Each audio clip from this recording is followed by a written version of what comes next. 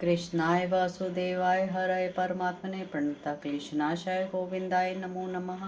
सभी भगवत प्रेमियों को आभा क्रिएशन का सादर जय श्री कृष्ण। आप श्रवण कर रहे हैं भागवत महापुराण का 10वां स्कंद 84वां अध्याय वसुदेव जी का यज्ञ कराना। श्री सुखदेव जी बोले, हे परीक्षित, तुमने देख लिया कि उनकी पत्नियों का प्रेम भगवान श्री कृष्ण के प्रति कितना था। उनकी यह बात कुंती, गांधारी, द्रौपदी, सुभद्रा तथा अन्य नरपतियों की पत्नियां एवं ब्रज की उन गोपियों ने भी सुनी। उनके अलौकिक प्रेम को देखकर सभी अत्यंत मुग्ध और आश्चर्य में पड़ गए।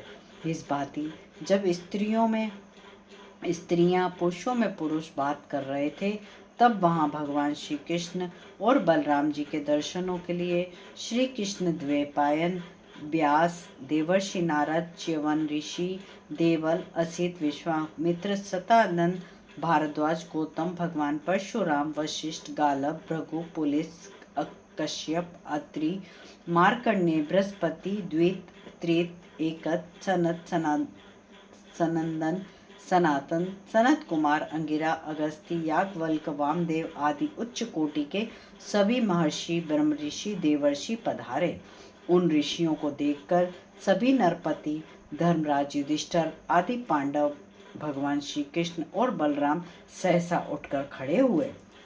उन्हें प्रणाम करके बड़े आदर भाव से स्वागत आसन, पाद, अर्ध पुष्प, माला, धूप, चंदन आदि से सभी का यथावत पूजन किया। जब सब ऋषि लोग बैठ गए, तब धर्म की मर्यादा रखने वाले भगवान श्री कृष्ण अपनी मधुर और मेघ के समान गंभीर वाणी में इस प्रकार बोले। उनके भाषण को सुनने के लिए सभी लोग लालायित थे। भगवान श्री कृष्ण बोले, धन्य है हमारे भाग, आज आप लोगों के दर्शन पाकर हमारा जन्म सफल हुआ। जिन योगेश्वरों के दर्शन बड़े बड़े देवता भी नहीं कर सकते थे, उनके दर्शन आज हमें अनायास ही प्राप्त हुए। केवल जल से भरे तीर्थ ही तीर्थ नहीं कहलाते। मिट्टी पत्थर की मूर्तियां ही देवता नहीं होती। संत पुरुष ही वास्तव में तीर्थ हैं और वे ही सही मायने में देवता हैं, क्योंकि तीर्थ और देवता बहुत काल तक सेवन करने से फल देते हैं और पवित्र करते हैं, किंतु संत पुरुषों के 2 घड़ी से सत्संग से ही भेद बुद्धि का नाश होकर पाप नष्ट हो जाते हैं। हे सभासदों और महात्माओं, जो मनुष्य अपने शरीर को ही आत्मा मानकर मैं और मेरेपन के अभिमान से स्त्री पुत्र आदि को ही तथा मिट्टी, पत्थर, काष्ठ आदि की मूर्तियों को देवता, तीर्थों को ही सब कुछ मानकर बैठते हैं, वे वास्तव में ज्ञानी होने पर भी अज्ञानी और मूढ़ हैं। श्री सुखदेव जी बोले, हे परीक्षित, भगवान श्री कृष्ण जो अज्ञान अंधकार को नष्ट करने वाले स्वयं प्रकाश हैं, जिनका ज्ञान गूढ़ और अखंड है, उनके इस गूढ़ भाषण को सुनकर सभी ऋषि मुनि चुप रह गए। उनकी बुद्धि चक्कर में आ गई। वे उनके भाषण के तात्पर्य को ना समझ सके। बहुत विचार करने के पश्चात वे इस निश्चय पर पहुँचे कि सर्वेश्वर भगवान लोक शिक्षा के लिए सामान्य मनुष्यों की भांति कर्म करते हैं। ऐसा समझकर सभी ऋषिगण मुस्कुराते हुए भगवान श्री कृष्ण से बोले, हे भगवान, प्रजापतियों के स्वामी ब्रह्मा, मरीचि आदि तथा बड़े बड़े तत्वज्ञानी हम लोग आपकी माया से सदा मोहित रहते हैं। आप सर्वेश्वर परमात्मा होते हुए भी मनुष्यों की सी चेष्टा करके अपने को छुपा लेते हैं। धन्य है आपकी लीलाएं, कितनी आश्चर्यमयी और विचित्र हैं, जिस पर पृथ्वी, वृक्ष आदि विकारों से एक होने पर भी अनेक हो जाते हैं, उस भांति आप भी एक होकर अनेक, अनेक होकर एक रूप धारण करते हैं। आप ही इस जगत की रक्षा और संहार करते हैं। आप में स्वजाति, विजाति, स्वगत भेद कुछ भी नहीं है। यह सब कुछ आप अपनी लीला करते हैं और कर्मों में लिप्त नहीं होते। आपने ही यदुकुल में जन्म लिया। हे भगवान, बड़े बड़े तत्वज्ञानी मुनि अपनी योग साधना के द्वारा आपके चरण कमलों को हृदय में धारण करते हैं। हमें भी आज बड़े सौभाग्यवश आपके दर्शन हुए हैं। हे भगवान, हम आपके भक्त हैं। हम पर कृपा कीजिए और अपनी भक्ति के द्वारा हमारे इस लिंग शरीर रूपी जीव कोश को नष्ट कीजिए। श्री सुखदेव जी बोले, हे परीक्षित, इस भांति उन योगी जन ने उनकी स्तुति की। सभी नरपतियों से अनुमति लेकर अपने आश्रम को जाने के लिए खड़े हुए। उसी समय परम ज्ञानी वसुदेव जी उनके निकट आए, नम्रता पूर्वक प्रणाम करके उनके चरण पकड़ लिए। वसुदेव जी बोले, हे ऋषियों, मैं आपके चरणों में नमन करता हूँ। आप संत पुरुष सभी जीवों पर अनुग्रह करते हैं। मेरे पर अनुग्रह करके मुझे ऐसा कर्म या अच्छा अनुष्ठान बताइए जिससे मेरा मोक्ष हो जाए। नारद जी बोले, हे ऋषियों, यह कोई बड़े अचंभे की बात नहीं है कि जिन वसुदेव जी ने आदि पुरुष भगवान नारायण जी को मोक्ष को देने वाले हैं, उनको जन्म दिया, वे ही वसुदेव अज्ञानी की भांति हमसे मोक्ष पूछते हैं। वास्तव में हम स्वाभाविक की बात है, उन्होंने भगवान श्री कृष्ण को अपना बालक समझ रखा है, क्योंकि संसार में बहुत पास रहने पर मनुष्यों के अनादर का कारण हो जाता है। गंगा तट पर रहने वाले मनुष्य नित्य गंगा में स्नान नहीं करते, वे दूसरे तीर्थों में ही जाते हैं। भगवान श्री कृष्ण स्वयं मोक्ष देने वाले हैं, वे अद्वितीय परमात्मा हैं।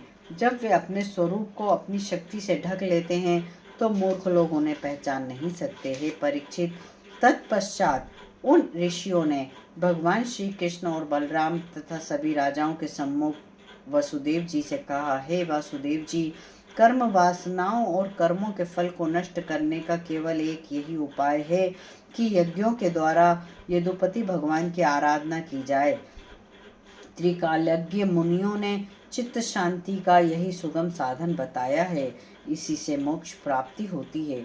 आप ऋषि और पितरों के ऋण से उऋण हो चुके हैं। प्रत्येक मनुष्य देव ऋण, ऋषि ऋण, पितर ऋण देकर उऋण होता है। यज्ञ करके देव ऋण से, अध्ययन करके ऋषि ऋण से, पुत्र उत्पन्न करके पितर ऋण से उऋण होता है। आज आपको देव ऋण से उऋण होना है, इसलिए देवताओं की प्रसन्नता के लिए यज्ञ कीजिए। इन सब से उऋण होकर संसार से संन्यास लीजिए। हे वसुदेव जी, आदि पुरुष मोक्ष के दाता जो तुम्हारे ये दोनों पुत्र ही हैं, फिर आपसे बढ़कर सौभाग्यशाली कौन हो सकता है। श्री सुखदेव जी बोले, हे परीक्षित, परम ज्ञानी वसुदेव जी ने ऋषियों के ऐसे वचन सुनकर उनको साष्टांग प्रणाम किया। यज्ञ करने के लिए उन परम ज्ञानी ऋषियों को ऋत्विज बनाया और पुण्य क्षेत्र कुरुक्षेत्र में उत्तम सामग्री एकत्रित करके यज्ञ की दीक्षा ली। उस समय वसुदेव जी तथा उनकी पत्नियों ने स्नान करके उत्तम वस्त्र धारण किए। सभी यदुवंशियों ने सज धरकर माला धारण की।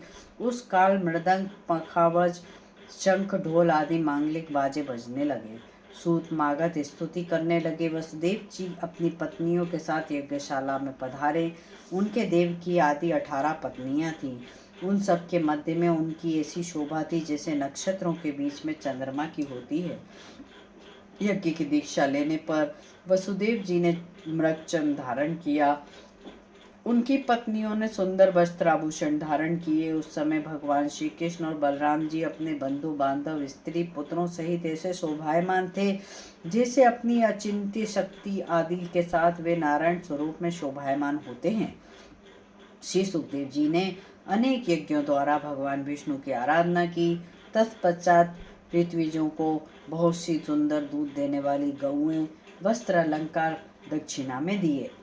तत्पश्चात उन महर्षियों ने वसुदेव जी को अक्षत स्नान कराया। तत्पश्चात परशुराम जी के बनाए हुए राम हद में स्नान किया। उनकी पत्नियों ने ब्राह्मणों से लेकर कुत्तों तक को भोजन कराया। तत्पश्चात अपने सभी बंधुओं, सुहृदों, इष्ट मित्रों तथा यहाँ आए सभी नरपतियों को निमंत्रित करके उनकी सत्कार की।